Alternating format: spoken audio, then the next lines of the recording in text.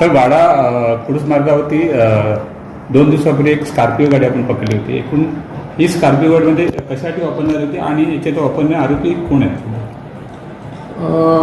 आमच्याकडे दक्ष नागरिकांनी माहिती दिल्याप्रमाणे रात्रीच्या वेळी एक संशयास्पद स्कॉर्पिओ खानिवली भागामध्ये येत असताना आढळून आलेली आहे.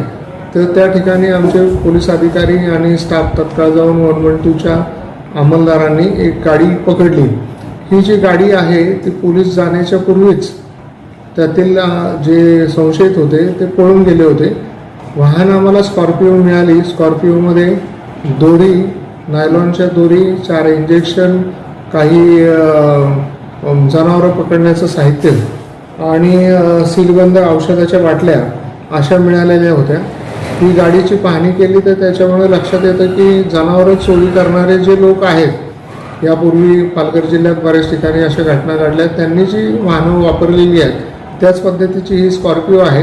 परंतु त्यांनी चोरी करण्याच्या पूर्वीच ते पकडले गेले.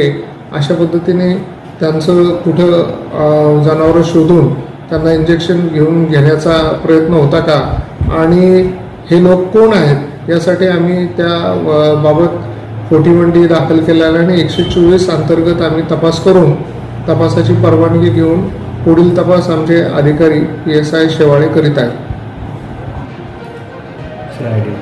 ती गाडी पण घेऊन येऊ.